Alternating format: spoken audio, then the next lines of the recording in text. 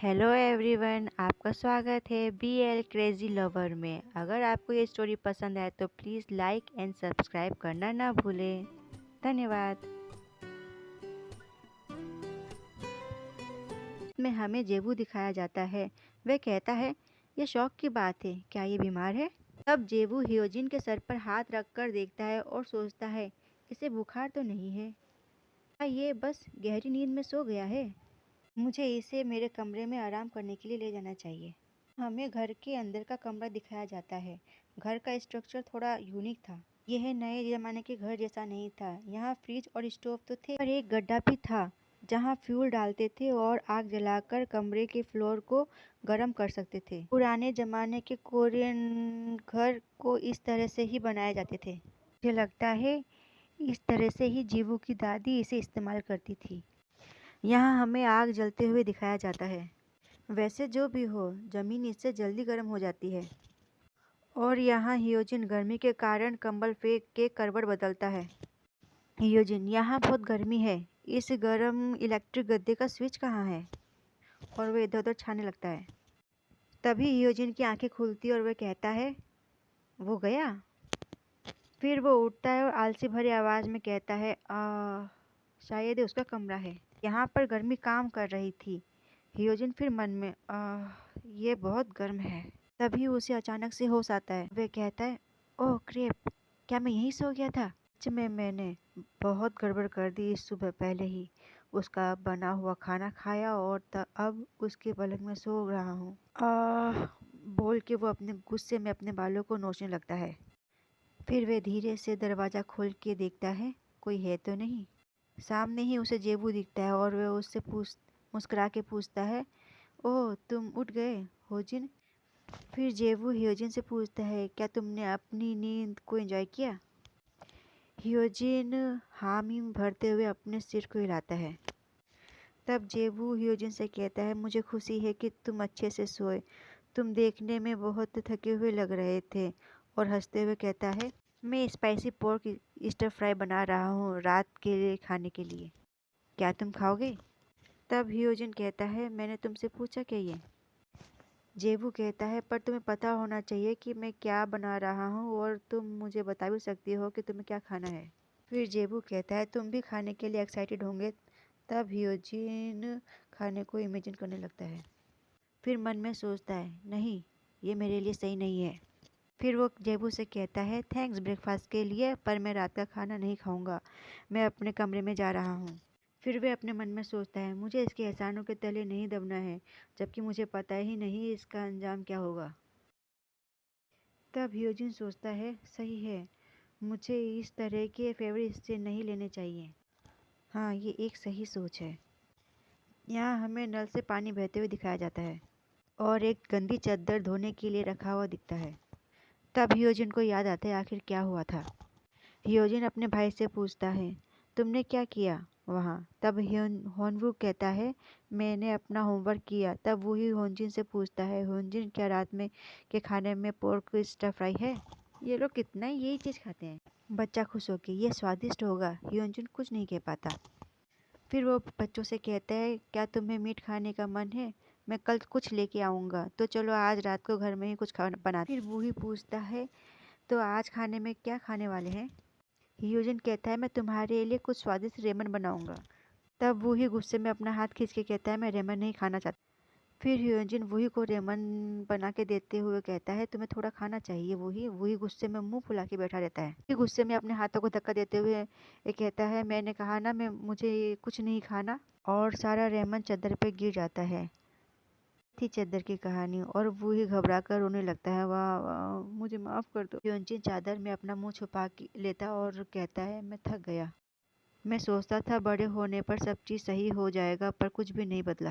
तब कोई नल बंद कर देता है और हियोजिन उसे देखता है। वो होता है जो हियोजिन को देखता रहता है। अब हियोजिन घबरा के सोचता है, उप्स, क्या मैंने काफ़ी देर से पानी का नल खोल रखा था? सही बात है यार, भाई मकान मालिक से तो सब इस मामले में डरते ही डरते हैं। वह ये सोचने लगता है कि जेबू उससे ये कहेगा, क्या तुम्हें ये लगता है कि नल से पानी फ्री में आता है? क्या तुम ये सोचते हो कि 2000 रुपये में जब चाहो तब पानी बहा सकते हो? हियोजिन, सही है, मुझे इतने लंबे समय तक पानी नहीं खोलना रखना चाहिए था। मुझे इसके लिए माफ़ी मांगनी चाहिए। अभी वे चादर को टाइट करके पकड़ता है। उसे कुछ अजीब लगता है। वे सोचते हैं आखिर क्या गलत है।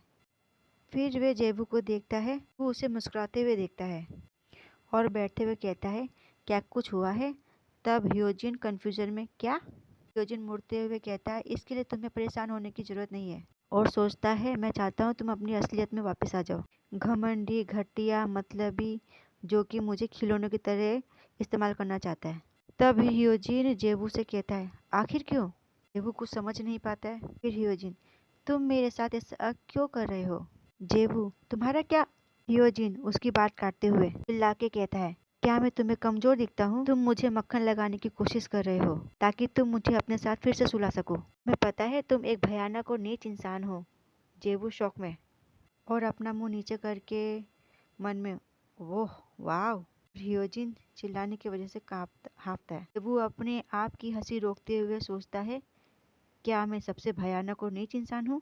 वैसे देखा जाए तो जेबू वो इंसान है ही नहीं, तो उसे कोई फर्क भी नहीं पड़ता। इस वजह से उसे हंसी आ रही है। जेबू मन में ह्योजिन के बारे में सोचता है, ये पूरी तरह से बड़ा तो हो गया है पर अभी भी वे इनोसेंट है। और कहता है, ओरिजिनल जो जेबू था वो वाकई में बकवास था। फिर भी ह्योजिन उसकी इतनी प्यारी इंसल्ट कर रहा है। जेबू का मतलब है ह्योजिन को उसके बारे में और बुरा बोलना चाहिए। जेबू ह्योजिन को देख के कितना प्यारा है।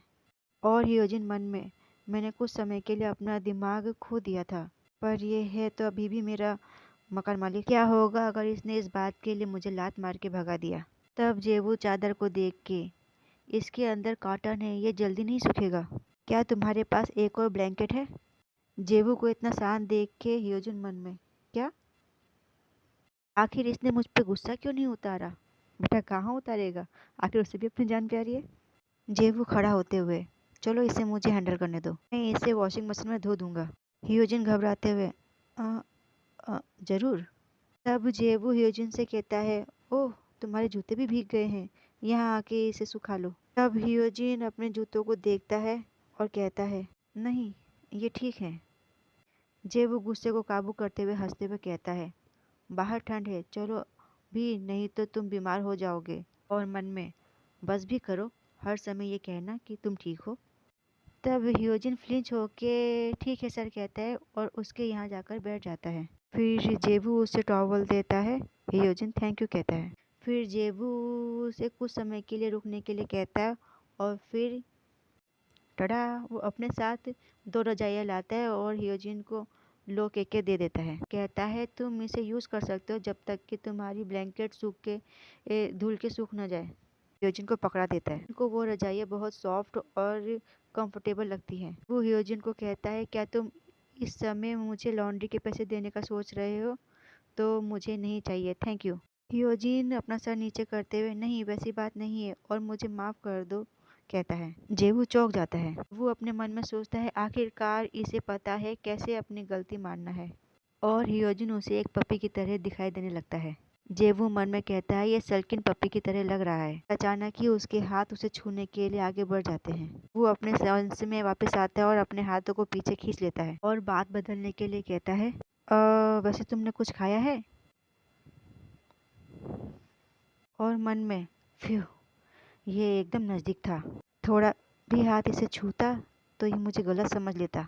और ह्योजिन मन में, मैंने थोड़ा सा बस रेमन बनाने का सोचा था। उनमें बहुत ज़्यादा बात करते हैं। फिर जेबू ह्योजिन से कहता है, मैंने बहुत ज़्यादा बनाया है, मेरे साथ खाओगे? ह्योजिन उसे देखता रह जाता है। अगर आपको ये स्टोरी पसंद आई तो प्लीज़ लाइक और सब्सक्राइब करना ना भूलें। धन्यवाद।